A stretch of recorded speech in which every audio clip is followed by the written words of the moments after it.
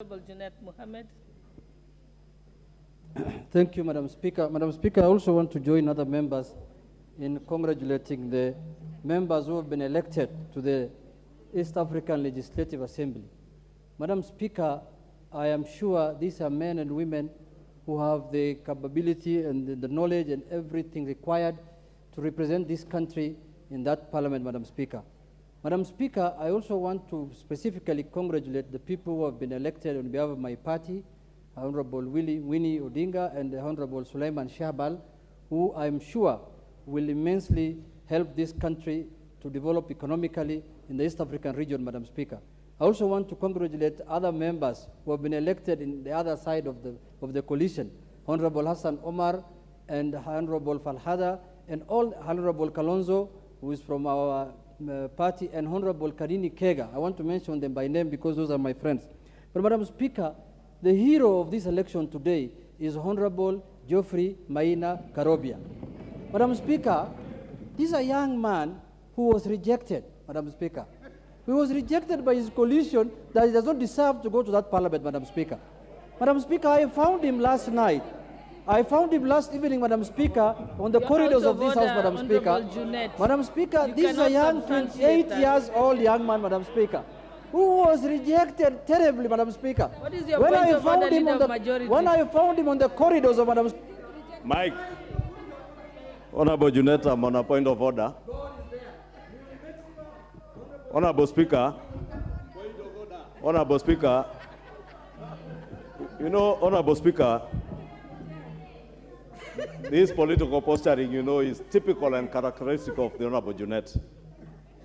And Honorable Speaker, it is completely out of order for the Honorable Junet to purport that the MP-elect's one Godfrey Maina Karobia was rejected by any coalition, because the election, Madam Speaker, in line with the Yala rules, was to be in this house. Yes. It is also preposterous, Honorable Junet. It is tantamount to saying, I would have said very unsavory things about dynasties and the election of family members into Yala. But I have restrained myself because I have said, as a leader, we are electing members of the Yala Assembly to go and represent Kenya. And therefore, the Honorable Maina Karobia is duly elected by members across the political divide, from Kenya Kwanza and from Azimio. Thank you, Leader of Majority. Because he warrants and he worked for us in the Kenya Kwanza coalition. And I want to refrain myself from speaking about dynasties.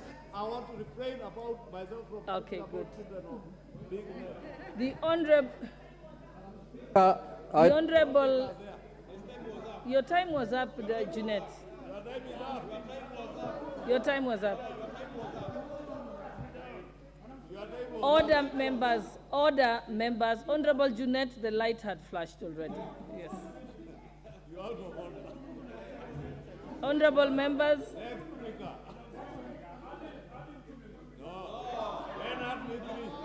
Honorable members, we are supposed to be congratulating the successful candidates and not having an altercation between members.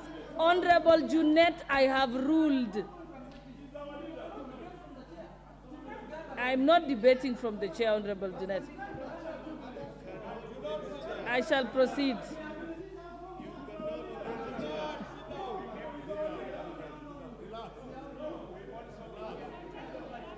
Okay.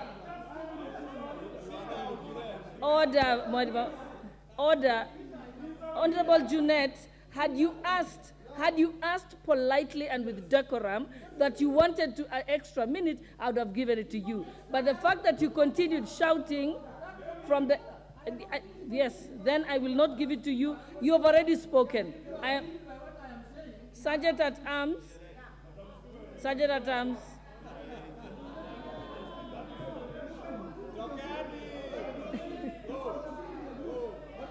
The Honorable Dr. Robert Pukose, member for Endebess.